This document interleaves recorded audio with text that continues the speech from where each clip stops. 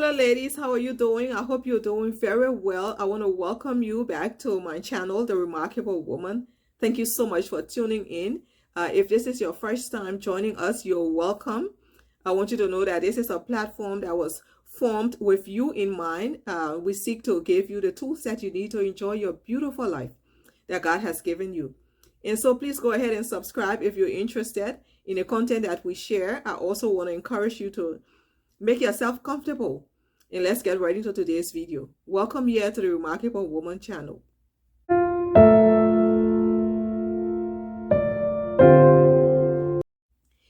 In today's video, we want to talk about something. We want to talk about what we do here as we live on the earth. We walk.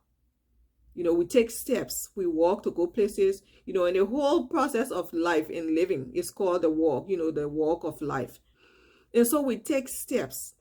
And so I want us to talk about the steps that you take, during the different seasons, during your lifetime, because it's very important that you and I take the right steps. And so the Bible tells us a very beautiful story about a woman. It's recorded in the Old Testament, in the book of Ruth, about a woman who walked backward. She took steps backward instead of going forward. And here on this platform, we're trying to give you the tools that you need to take steps forward. And so this woman recorded in the book of Ruth, the story, the Bible tells us this beautiful story about three women who experienced challenges and all of that. And so they decided that they were going to leave.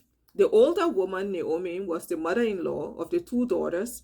And she decided that she was going to relocate from Moab and go to Bethlehem, to the place that God, where God was the house of bread, where she was going to go and experience God's goodness and all of that, because she had been through a whole lot in Moab, in that country.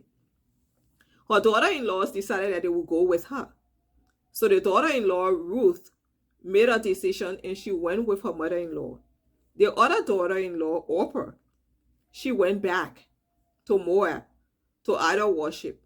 She went back to serving false gods, to dealing with people who didn't know God, who were ungodly, who were engaged and involved in all these negative things and these ungodly behavior. And so I like to refer to Orpah as the woman who walked backward. Because you see, she had come out of that place, out of Moab. She left her family.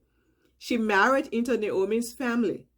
But then when the husband died, and Naomi decided that it was time to leave that place, Orpah decided that she was going to go back to her family, to idol worship, and to the place where she had lived before. And so that's what I want us to talk about, because you see, you as a woman, you have to ensure that you do not walk backward.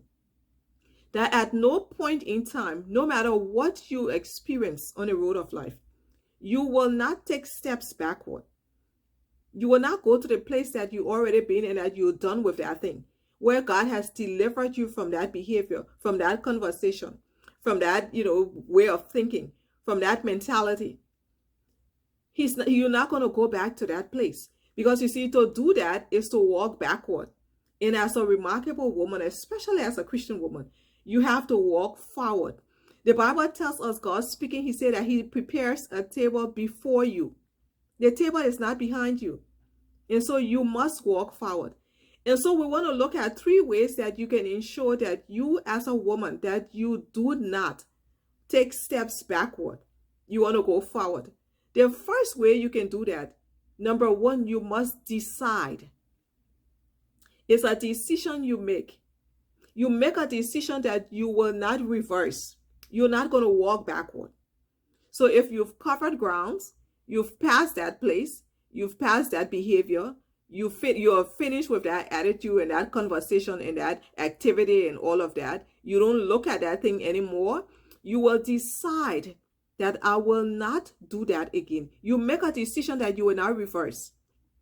You pack your belongings, everything that you had in that place. You pack your dignity, you pack your pride, you pack your self-esteem, you pack sound mind, and you leave that place. So you have to decide, number one, you decide that you will not walk backward. Number two, to ensure that you do not walk backward like Orpah, the lady who went back. You will refuse to be persuaded along the way by people, by situations, by events, by circumstances, by challenges. Nothing is behind you. And so you will refuse to allow anything to cause you to go back. So you decide that you are not reversing, and then you ensure you refuse, as you take the trip forward, you refuse to be persuaded by anybody to say, oh, I have to go back and see what's there. Maybe I forgot something over there. Or maybe I'll just go and check and then I will come back. Maybe I will get involved in that conversation. And then if I find out that it's not good again, then I will leave that place. Or maybe I will go and visit that place again or get involved in that same old activity. And then if I don't enjoy it again, then I will come back. No, you cannot do that. You cannot allow anything to persuade you. No matter how it looks beautiful or how it is described by people along the way, that, oh, that place is still beautiful. You can still go to that thing. You can still think like that. You can still speak like that. You want to refuse to be persuaded by anything along the way. Challenges, situations, whatever it is, people telling you whatever, you must refuse. You have to refuse in your mind, in your heart, that you will not be persuaded to go back. You will not. The third and final way that you can ensure that you do not walk backward, you must gaze forward. You must trust God and leave the results to Him. The Bible tells us that as we walk on the road of life, it says here you have to look at Jesus, looking onto Jesus Christ. You and I must be determined that we will gaze forward. So that way, if you're looking ahead of you, you're not going to be walking backward.